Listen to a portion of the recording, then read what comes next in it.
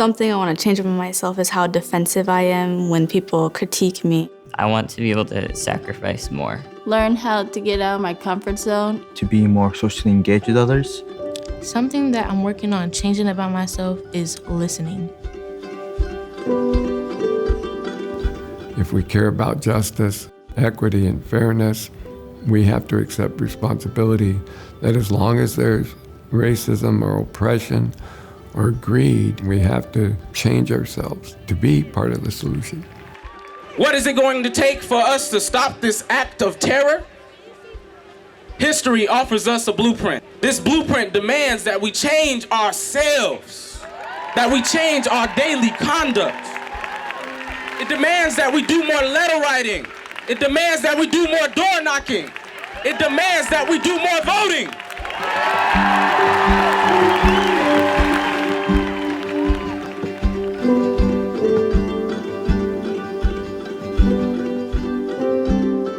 Self-transformation isn't an idea. It's about conduct. Changing our conduct can be learned and it can be taught. Something that I am working on changing about myself is me speaking up, especially during those deep conversations. We have been told so many times as young people that we do not have a voice. Through this experience with the Freedom Center, I have learned that it's really important to use your cultural and spiritual power to stand up and speak up. To shake up the systems upon systems that impose racist and unjust laws. We have the legacy of John Lewis on our shoulders, and we must take that legacy as a tool to continue in the fight for freedom and rights for all people. Thank you. In typical American classrooms, students sit in rows. Those in the front always raise their hands and seem to have the right answer. The students in the back don't. Our classes are always in a circle. It's acknowledging that we're a part of this bigger whole, and we talk about what we are grateful for that day and what we believe in. It brings out our values, and we learn who the person really is, what's important to that person. We learn what that person is hopeful for. Social change does not happen by accident.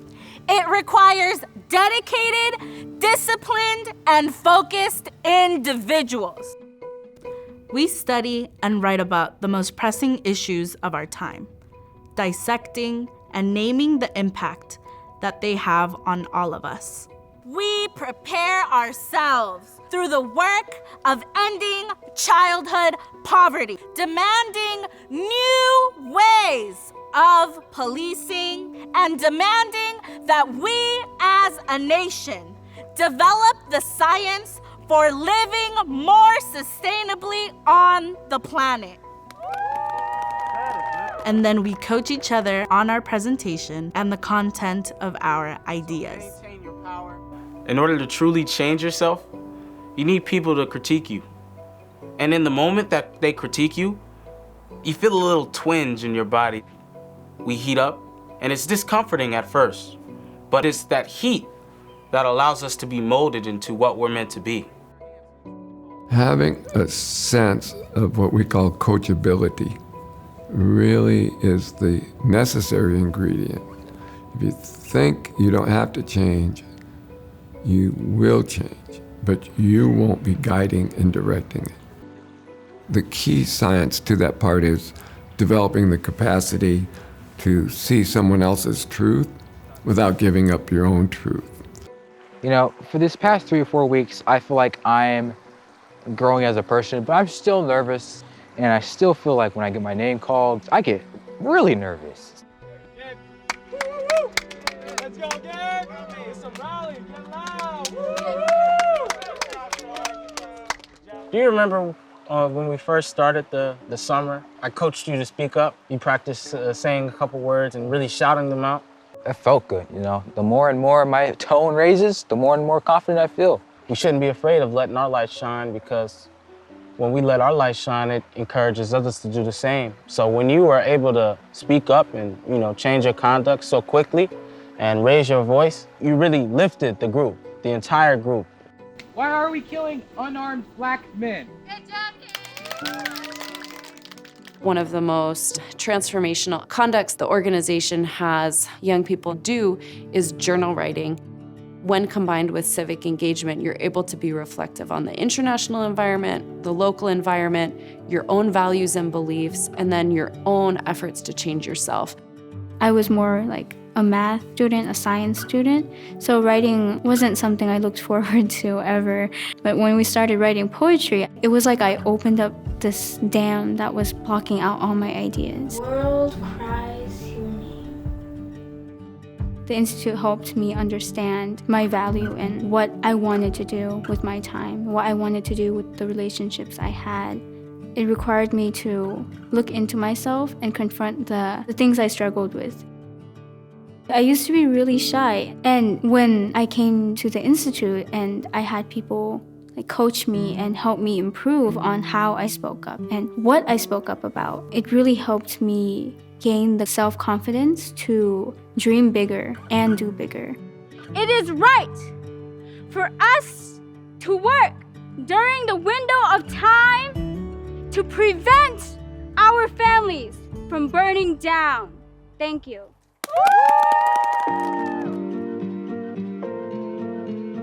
Young people are nominated by their superintendent or principal. Elected officials nominate community leaders, faith-based leaders, labor leaders. The young people immediately are integrated into a civic engagement project or activity. Civic engagement has been a long-term project that we have been working on. We take trips all the time to the legislature, and we take trips all the time to the school board and meet our mayors and our legislatures. We register voters in our schools. We take part of protests and rallies. Racism is a coercive evil which destroys the soul and by extension destroys human beings. And my brothers and sisters, our brothers and sisters have to pay the cruel cost. The shape of the world today calls upon us to guide our police officers to be peace officers. Thank you. Every year, the Freedom Center participates in the Congressional Civil Rights Pilgrimage at the invitation of Congresswoman Barbara Lee and hosted by Congressman John Lewis. Everyone who goes on the pilgrimage can tell you how much it transforms who they are. It allows us to see why we are a part of history, and for me that was really self-transforming because, well, who am I to my community? Who do they need me to be? When you're at the lynching museum and you can see all these names of people who've died, you can see the burden of history that falls on your shoulders, and you can see the work that you need to get done, see who my community needs me to be. You cannot serve and help a people if you don't know how to learn and live like them and how to relate to them. Going into the communities where we see this happening firsthand. The Quinault Indian Nation is a semi-autonomous nation on the coast of the state of Washington. The Freedom Centers had 3 generations of a strong relationship with the Quinault Indian Nation. Titus Kapoman is a graduate of the Freedom Center's classes. Siokrio, Roy, thank you. Onuguitu, Anschak Tosla, Laishan, Chetos Quinayo. Greetings, brothers and sisters, and friends and relatives. My traditional name is Tosla Laishan, given to me by my ancestors hundreds of years ago. It was an incredible experience of seeing and hearing from Titus about the culture and the hopes and dreams and the political reality of the Quinault Indian Nation. This COVID stuff isn't all negative. This is an awesome opportunity for us, all of us as young leaders, to show everybody that we do need change. This lake was considered non-tribal, but we just won our case with the state and it got given back to us. The students learn that there's a possibility of self-governance. We let others govern for us. The Quinault govern for themselves.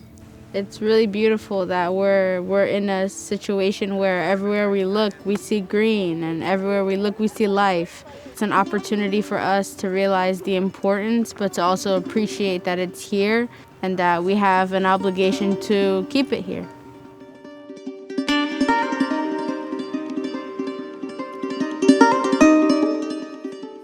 Titus took us down to the beach, which is closed to the public.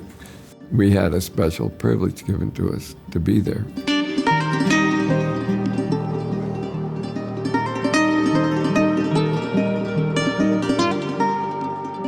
The glory of getting, during COVID, permission to be on tribal land is a profound experience.